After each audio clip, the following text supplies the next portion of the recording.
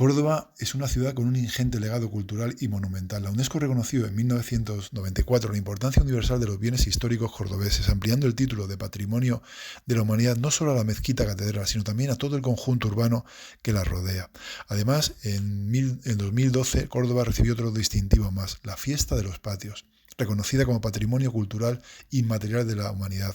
Por último, en julio de 2018, la ciudad califal de Medina Zara también ha recibido el título de Patrimonio de la Humanidad. Los orígenes de Córdoba se remontan al primer asentamiento con la llegada de los fenicios y griegos a la península. La ciudad se reafirma con un muy importante centro minero y comercial. La toma de Córdoba por los romanos en el siglo II a.C., un general llamado Claudio Marcelo funda Córdoba, capital de la Hispania ulterior. El traslado de la capital a Hispalis y la disgregación del imperio suman en un estancamiento que imperará durante todo el periodo de la ocupación visigoda. Sin embargo, en el siglo VIII, un contingente de ropas árabes se hacen con el poder del debilitado reino visigodo. Sin embargo, el carácter tribal de los pueblos árabes y bereberes no tardó en acarrear disputas entre las distintas facciones que aspiraban al poder.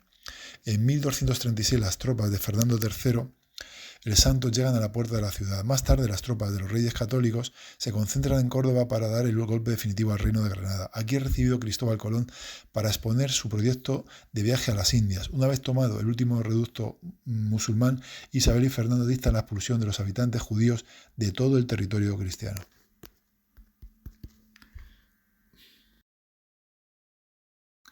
En el extremo sur del puente romano se levanta la Torre de Calahorra de Córdoba, enclave de control y defensa desde la antigüedad.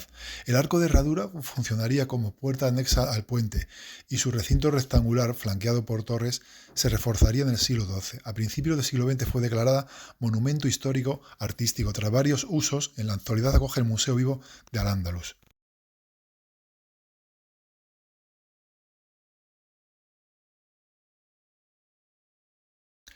El conjunto de la mezquita catedral, el río, la puerta del puente y el mismo puente romano de Córdoba conforman una de las vistas más exquisitas de la ciudad. El citado puente, levantado en el siglo I a.C., su estructura principal data del medievo. Consta de 16 arcos, 4 apuntados y el resto del medio punto.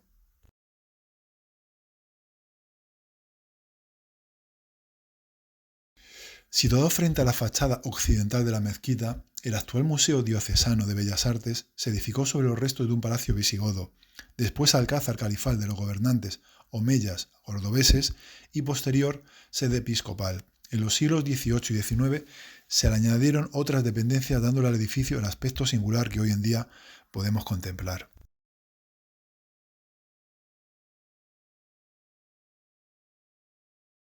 La mezquita catedral. Patrimonio de la Humanidad desde 1984, es el monumento más importante de todo el occidente islámico y uno de los más asombrosos del mundo. En su historia se resume la evolución completa del estilo omeya en España, además de los estilos gótico, renacentista y barroco de la construcción cristiana. El lugar que hoy ocupa estuvo la Basílica de San Vicente, visigoda. Fue adquirida por Abderramán I para la construcción de la primera mezquita alama o principal de la ciudad. Consta de dos zonas diferenciadas, el patio o San Porticado, donde se levanta el alminar bajo la azodre renacentista, y la sala de oraciones o harán. El primitivo templo de Abderramán I, 785, estaba formado por 11 naves longitudinales en dirección norte-sur. Llama la atención la reutilización de fustes y capiteles de origen romano o visigodo y su orientación sur, al igual que la mezquita de Damasco. Elemento novedoso es el uso de los arcos de herradura procedentes del arte visigodo. Las arcadas que dividen las naves son dobles en altura, la inferior un arco de herradura y la superior de medio punto. La alternancia de piedra y ladrillo confiere a la mezquita una singular bicromía. Esta doble arquería proporciona una mayor elevación de la cubierta y una mejor iluminación de los interiores. A Abderramán I le sucede su hijo Gisem I, encargado de levantar el primer alminar de la mezquita de planta cuadrangular. Con motivo del incremento de los fieles o debido a los deseos de monumentalidad de los gobernantes, la mezquita vivirá numerosas ampliaciones y transformaciones hasta llegar al estado actual. La primera ampliación es de Abderramán II, 822. Amplió la sala de oraciones en 8 tramos hacia el sur. La segunda ampliación, siglo X, fue hecha por Abderramán III, que se proclama califa, pasando a ser Córdoba la capital del mayor y más influyente reino islámico de Occidente. La única intervención de la lama fue un nuevo alminar y la ampliación del patio. En la puerta principal de entrada al templo, desde el patio, coloca un gran arco de herradura. Alhazen II añade 12 tramos más. Se alternan fustes de mármol rosado y azules. En la Kighfar, o muro final de la construcción, se encuentra el Mihrab, al que se dirigen las oraciones, formado por bóvedas de gruesos y grandes nervios. El interior del Mihrab es de planta octogonal, cerrado por una majestuosa cúpula en forma de venera. La tercera ampliación la lleva a cabo el visir al-Mansur, a finales del siglo X. La inminente caída del califato se vislumbra en la pobreza de materiales empleados en esta zona. Opta por añadir 8 naves más en dirección este. La catedral cordobesa asombra tanto por su hermosura como por su ubicación. En el siglo la planta de cruz baldina alberga bóvedas góticas junto con otras protobarrocas y una cúpula renacentista. El retablo mayor, realizado en el mármol, se concluye en el siglo XVII. Del siglo XVIII son los majestuosos púlpitos a ambos lados del arco cotoral de mármol y caoba. Del mismo siglo es la imponente sillería del coro, elaborada en caoba, se halla toda tallada y esculpida por diversos temas. Paralelo en belleza a la sillería encontramos el tesoro. Tras pasar la capilla del Cardenal Salazar, podemos apreciar la colección catedralicia formada por piezas de marfil y plata de los siglos XV al XX, entre los que destaca la espectacular custodia del Corpus Christi realizada en el siglo XVI. El patio de los Naranjos, su aspecto ha sido cambiando y evolucionando a lo largo de la historia. Uno de los cambios más importantes fue su desarrollo hacia el norte, en época de Ramán III, derivándose el no antiguo alminar de Gisen I y la ampliación lateral hacia el este por Almanzor. En época islámica funcionaba como un lugar de realización de actividades públicas, administración de justicia e enseñanza. Los arcos del oratorio al patio estaban abiertos. Desde su primer momento se diseñó un patio porticado. Las galerías empezaron a construirse con Abderramán I y se concluyeron en Gisen I, quien construye el alminar y la sala de abluciones. Los claustros actuales son producto de la remodelación total llevada a cabo en las primeras décadas del siglo XVI por el obispo Martín Fernández de Angulo. Bajo los Naranjos existe un amplio aljibe que aseguraba el agua necesaria para las purificaciones de los musulmanes. Ya en el siglo XIII,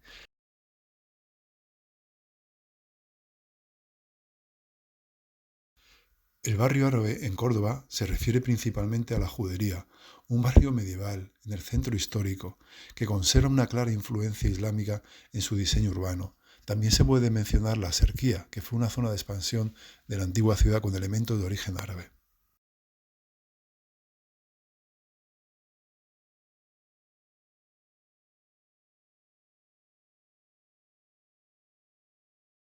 Casa Guadamellí. La Casa Guadamellí Omeya es la única en el mundo, pues muestra la recuperación de las originales técnicas omeyas que se trabajaban sobre la piel para su uso como decoración. Dispone de tienda en su interior especializada en técnicas califales sobre el guadamecí y el cordobán.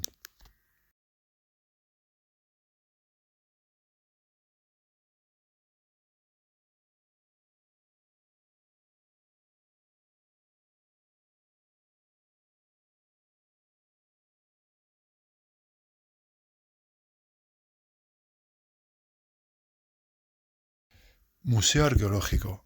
Desde 1965 el Palacio de Estilo Renacentista de los Páez de Castillejo alberga uno de los más completos museos arqueológicos de España, el de Córdoba, encargado de conservar, investigar y difundir los restos materiales pertenecientes al patrimonio arqueológico de Córdoba y provincia, desde la prehistoria hasta el Andaluz. A lo largo de 3 patios y 8 salas de historia, parece hablar desde las piezas expuestas, transportándonos de sala en sala, de patio en patio, a esa Córdoba del recuerdo. Además, en enero de 2011 fue inaugurado un nuevo edificio contiguo al ya existente. Presenta una pieza excepcional, el yacimiento arqueológico del Teatro Romano de la ciudad, que fue hallado en el solar del edificio y que se encuentra abierto al público en su planta sótano, restaurado y musealizado y accesible.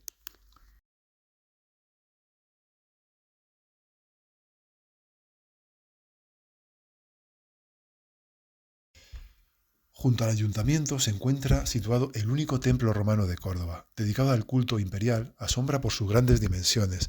Formó parte del foro provincial junto con un circo. Originalmente estaba elevado sobre un podio y contaba con 6 columnas exentas de tipo corintio en su entrada. Frente a esta se levanta el ara o altar. Palacio de Viana. Se levanta en la plaza de Don Gómez, cuyas dependencias se desarrollan en torno a 12 magníficos patios y un fantástico jardín. Las distintas especies florales decoran y perfuman cada rincón del ampuloso museo. La última marquesa de Viana, Sofía de Lancaster, supo mantener el exquisito origen de este palacio del siglo XIV. Las múltiples dependencias acogen numerosas colecciones de todo tipo: pinturas, vajillas, mosaicos, tapices, azulejos, armas de fuego. Destacan las colecciones de Guadamejíes y la gran biblioteca de los siglos XVI y XVIII.